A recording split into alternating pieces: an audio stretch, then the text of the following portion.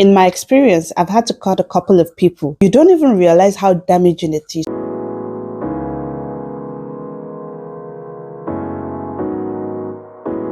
Hello lovelies, and welcome to Truthfully Toyosi. Today we are going to be tackling a very important topic. This is an important topic because a lot of us struggle with it, and myself included. Whether you're walking into a boardroom or stepping into the center stage, or even navigating the daily challenges of life, there is something that is needed in all of this, and that is confidence. In this video, I'm going to be talking about my journey to building self-confidence, and I hope you'll be able to pick one or two tips to help you build confidence in your own life. So firstly, what is confidence? Confidence means feeling sure in yourself and your abilities, not in an arrogant way, but in a realistic, secure way. Confidence isn't about feeling superior to others. It's a quiet inner knowledge that you are capable. I'm going to go over that again. It's a quiet inner knowledge that you are capable. So in essence, confidence is the mindset that you are always enough. Like any other skill, confidence isn't something you're born with. It's a skill that you develop along the line. And trust me, anybody can develop confidence. In this video, I'm going to be revealing some powerful strategies, some mindset shift, and some practical exercises that has helped me on this journey so far. The first tip we're going to be talking about is knowing yourself. It is very important to know yourself. In fact, this is like a baseline before you build anything on it. So you have to know your strengths, your weaknesses, so you'll be able to know what you can amplify and what you can work on better. Using myself as a case study, every personality test I've taken confirms that I'm an introvert. Because a perfect example of a good time for me is me enjoying my own company by myself, alone, watching a movie. Emphasis on the word alone.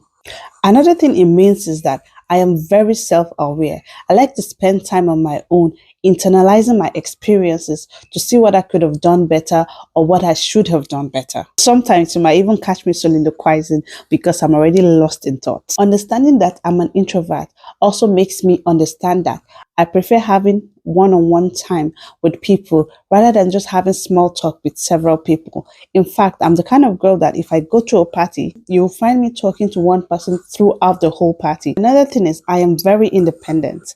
I can comfortably go weeks without having any human interaction. As long as I have myself, I'm good to go. So aside knowing that I'm an introvert, there are lots of misconceptions around introverts. And one of them is that introverts don't like to talk. That is absolutely false. In fact, I like to talk, but the fact that I like to talk to one person at a time and not having small talk with several other acquaintances doesn't mean that I don't like it. In fact, I'm a talkative. If you're close to me, you know that I talk a lot, especially when I'm very comfortable with you. Another misconception is that introverts are shy. Absolutely not. We are not shy. Let's define what being shy is. When you say someone is shy, it means that this person feels uncomfortable around people or they have a fear of being around people, and that is not what being an introvert is. If you're an introvert, you know that you're not uncomfortable around people. You just choose to enjoy your own solitude and your own peace of mind rather than having conversation with other people. In fact, sometimes we crave it. It's just that we don't like to spend so much time interacting with other people. So now that we've gotten these misconceptions out of the way, how does knowing myself help me build confidence? So the foundation of building confidence lies in self-awareness. And now that I'm aware of the kind of person I am, there are certain things that I would do, or there are certain things that I will see other people doing that will not faze me. I won't compare myself to other people, and I'm not going to compare other people to me because I know that I am unique in this way. I know my strength, so I'll play to my strength. And then my weaknesses, I try to see how I can work on them to even get better. The second tip is self-respect. This is a very hard thing to do. In fact, there's this habit that we are all guilty of, myself included. I've been guilty of this for the longest time. And that is negative self-talk. An example is when you say to yourself, oh, I'm so stupid. Why did I do that? I shouldn't have done that. That was very dumb of me. That's you not being gracious to yourself. This kind of talks are very damaging, and sometimes we don't even realize it. Something that has helped me break away from this is I just imagine my younger self. Let's say I imagine myself being a 10-year-old, and the kind of things I'll say to my 10-year-old self. In this age and time, if I make a mistake, would I look back at my 10-year-old and say, oh, you're so dumb for doing that? Why did you do something so stupid? Of course, I'm not going to do that. And that has helped me give myself some grace. And another way that I have been able to tackle this is by using positive self-affirmation. This cannot be overemphasized. As humans, our thoughts shape our reality, and unconsciously, we are controlled by the perception of ourselves. You can make positive affirmation a ritual. I make it a ritual. There are some set of affirmations I say to myself. For example, every morning when I'm brushing my teeth, even if I don't say it out loud, I make sure that I think about it and I internalize it and say it to my inner self. I am beautiful. I am confident. I believe in myself. I can handle whatever comes my way. So I say this to myself every morning, and it has been a ritual. So I do this repetitively, and subconsciously I started believing it. And now I have unshakable doubts about myself. The third tip is evaluate your inner circle. Pay attention to the quality of people around you. Watch how they talk about others. Do they gossip about others? In my experience, I've had to cut a couple of people, not because they did anything bad to me, but simply because of the way they talk about other people. You don't even realize how damaging it is to be around people that are judgmental of others. This is because if you're constantly hearing things like, oh, who does she think she is? She can't deceive us. We know who she truly is. She's just trying to rebrand herself, and negative things like this. And mind you, I'm being very specific because these are things that I've actually heard. If you constantly hear things like this being said about others, you internalize that negativity unconsciously. So you understand how easy it is for judgmental people to tear others apart.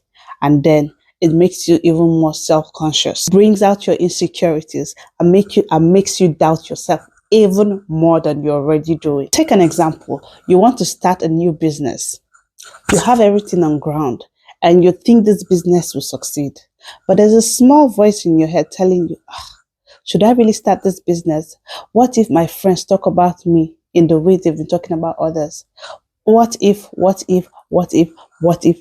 That is so much stress, and that is you pulling yourself backward. In fact, you will not be able to take any major step because you're scared of judgment. So cut yourself loose, cut these dead weights away.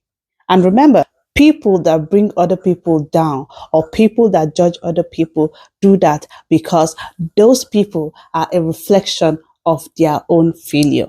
You get it? So do yourself a favor and cut these people off. The fourth tip is fake it till you make it. I know you're raising your brows, but hear me out. The concept of faking it till you make it is not about deceiving others or being something you're not. It's about embodying positive characteristics you would want to grow into. So I haven't been the most confident about my height because I'm about 5'3", and I've constantly had people talk me down about it, some of them jokingly. So you'll say, why are you so short? I don't know. Why don't you ask the person that created me? I've heard other people call me vertically challenged, but all of this does not matter right now. I'll tell you how I got over things like this. Initially, they were hurtful, no lies about that. But when people say that to me, I try not to make them see the hurt. And I try to say things like, oh, I'm not short, I'm just cute and petite. So I kept saying this to a point where I started believing it. And now I've internalized it. It doesn't even bother me no more. Say what you want about my height, and I kid you not, it won't bother me. Why? Because what elevates. I'm past that. And the girl is cute and petite, not short. And finally, self-acceptance. Recognizing that yes, there were times in my life where I messed up. There were times in my life where I did really embarrassing things. And trust me, I have a long list. But it's recognizing those things and accepting yourself from within, because that's who you are or where. And all of that is what have shaped you to who you are today and will keep shaping you to who you aspire to be. So girl, don't beat yourself up. You're not the first person to make a mistake. You're not the first person to mess up. You're not the first person to make series of mistakes. Everybody has their list. Forgive yourself, let it go, and grow from it. So be 100% yourself and be unapologetic about it. So guys, those are the 5 tips that have been helping me build more confidence in myself. Building confidence is a journey and not a destination. Be patient with yourself and celebrate your progress. If you found these tips helpful, don't forget to like this video. Share this video with someone who you think will find it helpful. Please smash the subscribe button. I would appreciate it if you leave a comment to tell me what tip you were able to take away from this video. I like to read through the comments and know that the videos I put out have been impactful. Thank you for joining us today. Until next time, stay confident and keep shining. Bye, guys.